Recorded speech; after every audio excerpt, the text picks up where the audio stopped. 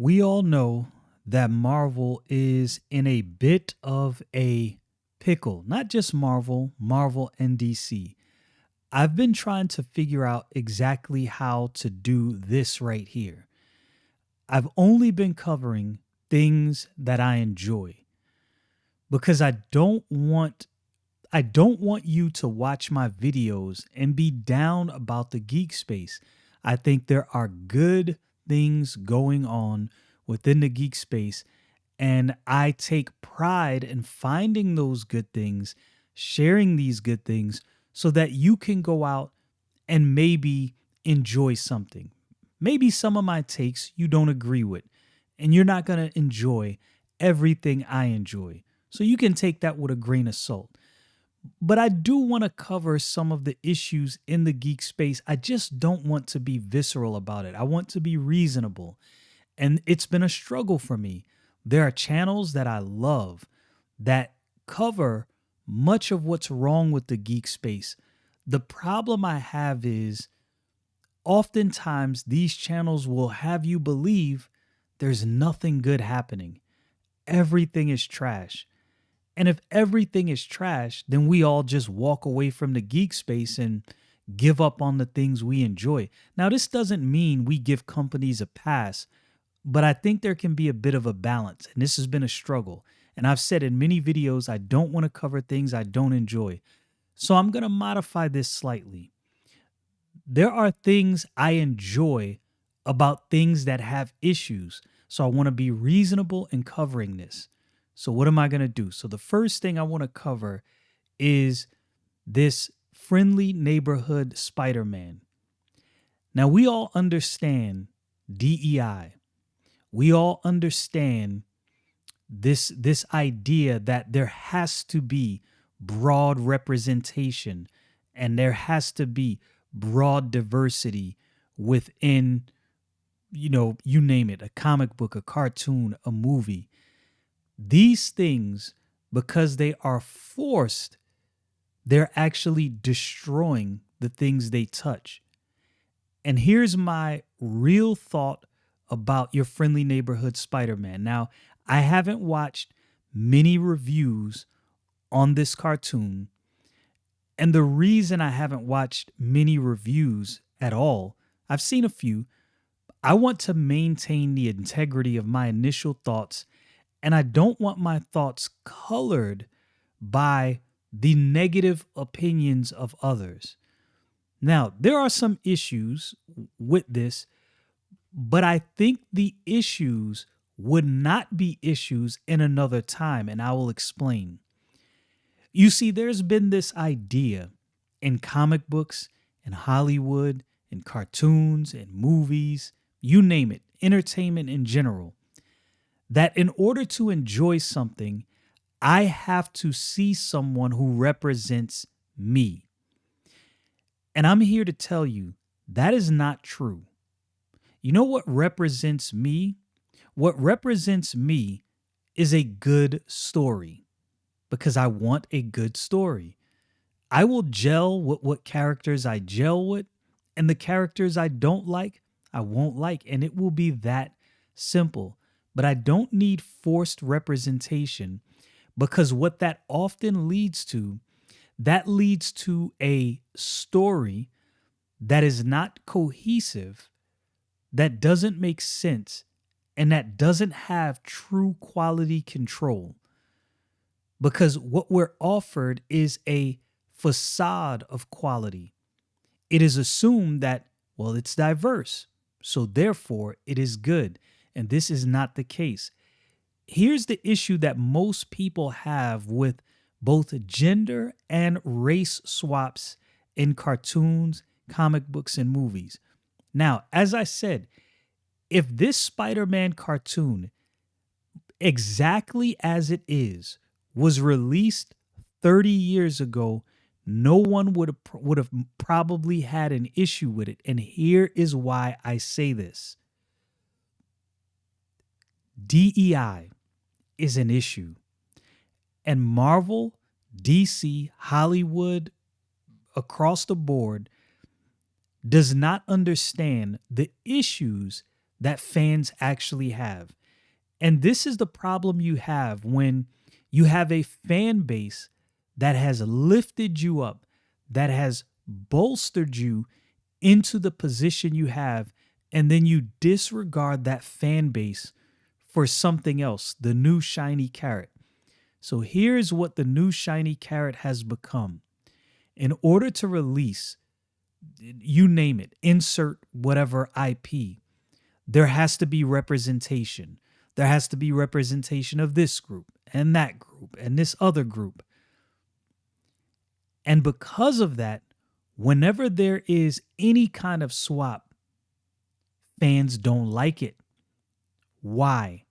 It isn't the swap itself, it's the fact that we know it's forced and we know the reason behind the swap. Again, if this friendly neighborhood Spider-Man would have been released 30 or 35 years ago, before all of the DEI initiatives, people would have thought, okay, alternate universe. So some characters are different races, and there are some characters that are not necessarily in this one. Okay, we're rocking with it. It's an alternate universe. We get it. The problem people have is the forced diversity. Here's a thing someone brought up before, and I believe this is true. If you believe there needs to be more diversity, why change the race or the gender of said character? Why not create a whole new character to represent this other group while maintaining the integrity of the character we love and enjoy? In my opinion, that would be more organic. So here's what I'll say. This is my, I believe, objective opinion about the Spider-Man, your friendly neighborhood Spider-Man cartoon. The art was enjoyable. It felt like a 70s, 60s, 70s, or 80s comic book. I enjoyed that. I really enjoyed that part of it. The dialogue was funny and enjoyable, at least the first two episodes. The character buildup, how they introduced everyone, I thought it was fine. I was entertained as I watched this. The problem, again, that both Marvel, DC, the entertainment space in general are now up against is whenever people see that race or that gender swap, it's like, oh no, see, I know why you did that. I know why this is here. And they will never see anything past that because you have now spoiled your milk.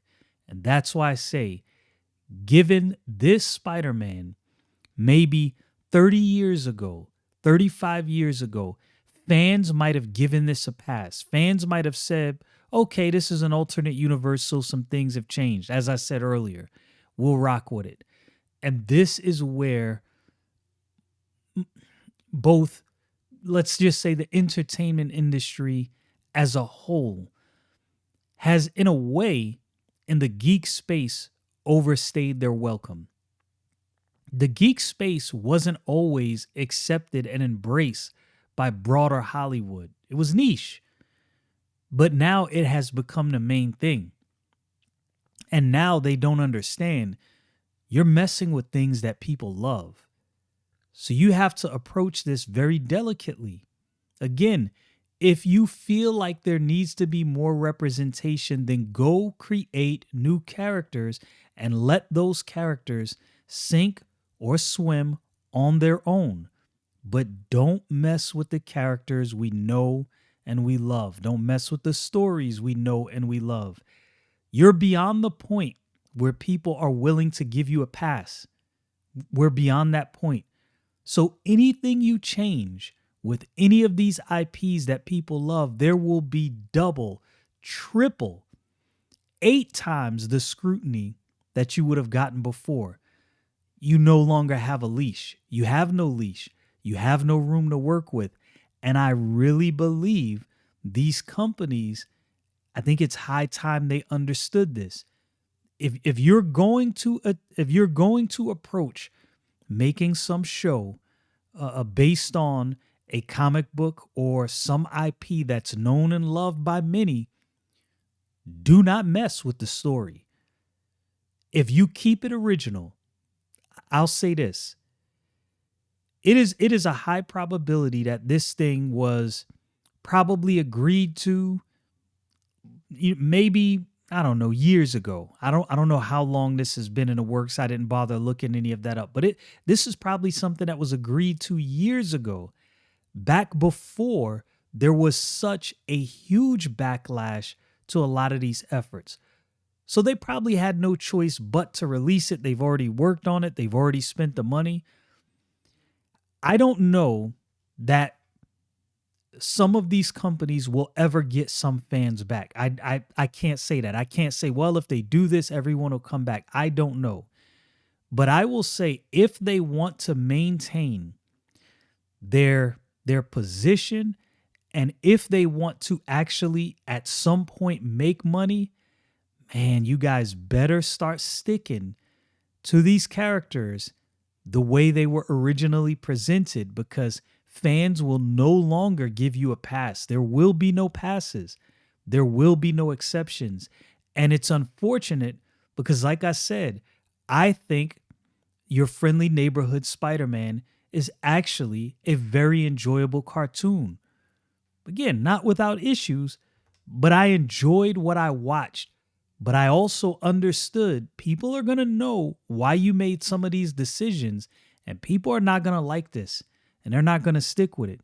So let's check out this article from Fandom Pulse and see what they have to say about Marvel's Your Friendly Neighborhood Spider-Man. Okay, so I'm going to tell you right out the gate, I don't know what spoilers they have in this article. So if you haven't watched it and you plan on watching it, spoilers ahead. Marvel's Your Friendly Neighborhood Spider-Man race and gender swaps lizard after actor claim show was not woke nor annoying. So, and look, I will say the show was not annoying. I don't think it was annoying. I know there are many on this side of the geek space that will disagree, but I thought it was enjoyable. But now fans are hypersensitive. And again, Marvel is going to get no leash with this hypersensitivity. Marvel's race and gender swap the character of Lizard, aka Dr. Curtis Connors, in its recently released Your Friendly Neighborhood Spider-Man Disney Plus show. As shared to X by Gary Buckler, aka Nerdrotic. Sorry, Nerdrotic. I probably destroyed your last name. Dr. Curtis Connors is now a black female. And again, so this is the issue. Not only did you swap this character, you made it a black female. And again, people are going to look at that and they're going to say, you didn't do this organically. You didn't do this because it is a alternate universe. You did this just for the sake of diversity, and that does not make for a good story, nor is that a sufficient reason to do this. Okay, now a black female. Nerdrotic wrote Disney's Marvel, Dr. Connors, a.k.a. the Lizard from Your Neighborhood Spider-Man. Yeah, and he showed the picture, and this does not look good. I'm telling you, Disney, you are not doing yourself any favors. I know you believe that many of us, black people, just want to see a black character. And look, that's not to say that there are not large swaths of black people that don't want to see black characters. But here's the thing. You do not have to swap original characters and change their race and gender to do that. Again, I don't know why is it such a hard thing to understand. Just create new original characters. And to be honest with you, you would probably sell way more if you did that. Okay, ex user Mr. Bug shared a clip from a show that confirms that the black woman featured in the above image is referred to as Dr. Connors. She says, "Hi, Peter. I'm Carla Connors, currently with Oscorp Energy and Research Division." Let me see, me make sure. Think I got my audio set up. Let me make sure I don't have anything doubled up, and I'm going to see if you can hear this. Parker, you're finally up. I'll let Dr. Connors introduce herself. Hi, Peter. I'm Carla Connors, currently with Oscorp's Energy Research Division. Oh, energy research. Wow, that sounds really cool. I'm glad you think so, Peter. It's what we will eat, sleep, and breathe while we work together on your intern project. And again, like I said, I think the art style for the cartoon is actually super enjoyable. I got exactly what they were going for. They're going for a look that is reminiscent of the old, back to 70s and 80s comic books. And even before that, I don't have an issue with that. I actually thought that was a really good idea. There's so many good ideas in this show that it is actually a shame that those ideas will probably never be recognized because people won't see past the obvious. And look, I don't blame anyone. I do not blame anyone. This revelation comes after Peter Parker and Spider Man's voice actor, Hudson Thames, for the new for the show Told Collider, I thought it was awesome. I mean, my biggest fear was that it was going to be annoying and woke, and it wasn't. And I was like, yes, this is great. It's so well written. Like it feels real. And probably the issue that he, probably has, and this is just me assuming, is like me. He went into this thinking, oh, alternate universe, some people are different, but this kind of works. The problem is nobody's going to give the benefit of the doubt. He gave the benefit of the doubt and probably thought alternate universe, the cartoon is actually good, the dialogue is good. I didn't necessarily, I mean, there were some scenes. There's one scene where I can't recall his name. The football player was walking home. He's black. He's in the hood. And the cop kind of slowed down as he was walking. Look, I get it. These things happen. But this feels so forced. Like it is such a cringy, forced social commentary that I can see why any rational person would look at that and roll their eyes and just say, see, this is what, like, I don't want all of this. Just make a good cartoon. And it's those little things that if you're willing to give the benefit of the doubt, you'll probably look past. Like I saw that and I was like, yeah, here we go. But it was still enjoyable. Look, I'm going to be a lot more gracious than most fans. And this is the issue. And I'm trying to be positive here. I'm trying to be positive. Like I said, the cartoon was enjoyable, but no one is going to, or let's just say there are many people that won't get to that enjoyment. All they will see is the issues they have with the DEI initiatives.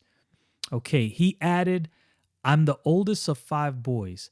I feel like I kind of know what's happening in their lives and in high school, and I felt like it was doing that justice. Uh, to be clear, Lizards first appeared in the Amazing Spider-Man number 6. He is depicted as a white man. And this is where these companies, like, they force racial divisions that they don't need to force. I think you could have kept every character in this cartoon original to both their race and their gender. And I think you could have introduced new characters that may be of some, various races and, whatever gender, and people might have been more more apt to give that a pass. Although that presents another problem, right? Because now you've gone so overboard with the race and the gender swapping and the representation that people will probably see this as inorganic. And they have painted themselves in a corner. And this is so unfortunate. When I watched this show, I thought to myself, the most unfortunate thing about this is an enjoyable cartoon that probably would have done very well. But in the current climate, given the current circumstances, Marvel/Disney has now painted themselves in a corner. What do you make of Marvel's race and gender swapping Lizard in your friendly neighborhood after Thames claim the show was not woke? And again, I'm not necessarily 100% in disagreement with Thames. I don't, as far as wokeness goes, the show could have been worse. I think anyone that's willing to watch the show and say, okay, I understand that they're going to go overboard with the representation. I get that. There's going to be some racial undertones because for whatever reason, they're just obsessed with that at Disney/Marvel. But let me just watch the show objectively for what it is and see if it's at least enjoyable. And it is enjoyable. So I can see Thames' comment. So again, this is unfortunate. It is very unfortunate that an enjoyable cartoon like this is probably not going to do well. Now, it may do well. I can't make any predictions, but I don't imagine many fans of Spider-Man. And look, I am a fan of Spider-Man. And I was watching a stream where Nerdrotic was talking about how much of a fan of Spider-Man he is. And he talked about all the books he has. Like, I'm nowhere near a fan like him. He has a lot of books. I would love to see his full collection. I was like, that is crazy. You're not going to get somebody like that to give this a pass. This is the problem Disney is running into. Now, what I also wanted to talk about is this right here. I ordered my copy. I hope you ordered yours. This is the Rippaverse is introducing this book, The Great War of Separation, and they have this short trailer right here. So let's watch and react to this. Oh, I've been waiting for this. Trust me, I tried. I wanted to live a normal life, but that proved to be impossible. It just did something to me. That's why I settled in Flores Park and put myself back in the line of fire. I'm forever a soldier. Braxwell, with your addition, we formed Alpha Corps, and it reminds me so much of the old days. But it's not the old days. Sometimes it feels like I'm just a dog chasing Can I just say that everything that the Rippaverse has been building up to as far as the things that have happened in the United States and the backstory and the makeup of just the world in general in the Rippaverse, this is one of the most unique things I've ever seen from a comic book universe where you're not dealing with, an alternate universe, so to speak. Well, obviously this is alternate to our reality, but within this comic book, this is just the way things are. And from what I understand about the Rippaverse is there's not going to be this multiversal, fracture, and this multiverse you have this, and in this universe you have that. This is just what it is. And to me, this makes everything that they've been introducing that more compelling because you can't just multiverse something away. When something happens, you've got to tie this thing up. I like that. its tail. Over the last century, the United States has become more and more fractured. Some would say they were surprised Texas wasn't the first to split.